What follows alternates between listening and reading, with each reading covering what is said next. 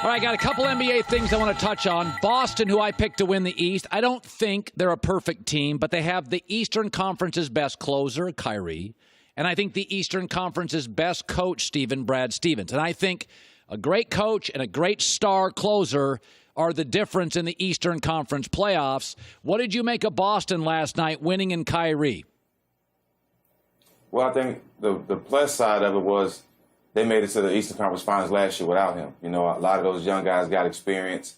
A lot of those young guys know what it feels like to be in the playoffs and play in big games and won't be nervous, and they can knock down shots. But the biggest plus side is Kyrie, like you said, he's one of the best closers in the game, if not one of the best closer, him and KD, best closers in the game. I think this when they're going to really realize how important he is to this team and how great of a player he is. He's been looking forward to this moment to go out and play with his team and to show what he can do in the playoffs. But everybody know that he can close games. He closed the championship of Cleveland against Golden State. So this is the moment that he's been longing for, and I'm glad to see him healthy. If you look last night, he had his legs were real live. He was real fast last night, real light on his feet, and he looks real healthy. And I know it's a great feeling to go out there and be healthy playing the game. You know, it's interesting. Philadelphia's loaded. Series tied with Brooklyn. They play tonight. Years ago, Oklahoma City had James Harden, Russell Westbrook, and KD, and they chose Westbrook.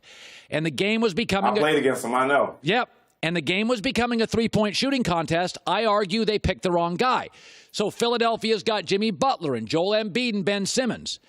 We know it's becoming a three-point game. Simmons can't shoot a three, but analytically, he gets the ball to three-point shooters as well as all but two players in the league. Are we being too critical going forward of Ben Simmons?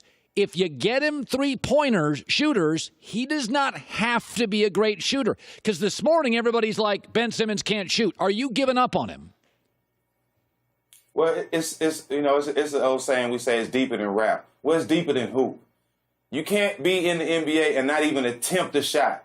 Like, where's the confidence? Like, what is the coaches telling him in practice or after practice or before practice? Like, you're not even attempting a shot. You're a professional athlete, a top draft pick.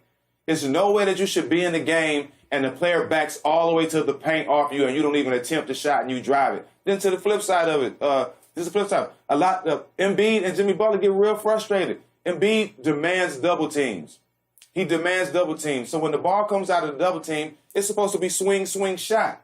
But when Simmons' case, he dives to the basket, diving into the defense. It messes up the whole offense. So he had a great game, too. I'm pretty sure Brooklyn's going to stop him from getting the ball off the rim and going full court and making play in the half court. But it's just frustrating to see today's NBA. You have a guard that can't shoot, and you have another guard that in OKC that gets hack-a-shack. It's a bad look for guards in the league right now. So Patrick Beverley's an annoying player. He reminds me a little bit of Tony Allen, who played.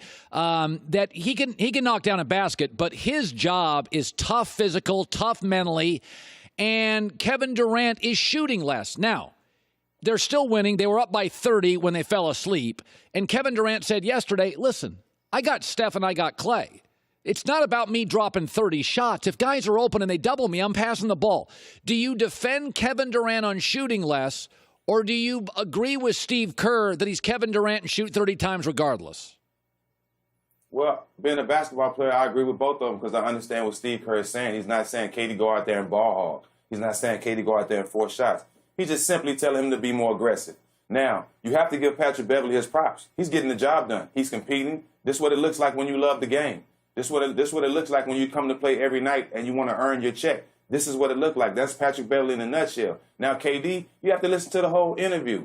He said a lot of things. He also said that if he did go on a one-on-one battle with Patrick Beverley, I'm pretty sure I'll win. We all know who KD is. But at the same time, he's so intelligent. He explained a lot. They was up 31 points with him with having 5 shots. So it's not about them shit shots. It's about them playing the game the right way, which they do. And he will continue to, but he knows when to be aggressive. Like I said, we just said, he's one of the best closers in the game. And we all know if we get to that Western Conference Finals and the Finals, we know who's going to have the ball in the fourth quarter, and he does know how to close games.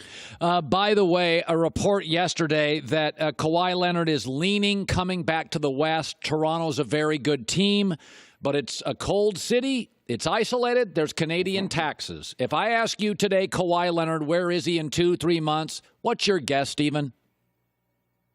I'm saying California. How could you not? You're from California. Every team wants you. I mean, the contract you're going to get is going to be outrageous regardless where you go. But, I mean, I definitely see him somewhere in California. I don't know where, but California, going home and being able to play in your home state, that looks real interesting to anybody.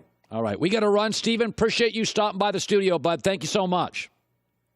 Anytime, my man. Hi, everybody. Thanks for watching. Subscribe here to get the latest from the show. Also, be sure to check out more of the best clips from The Herd or go watch a few segments from other shows on FS1.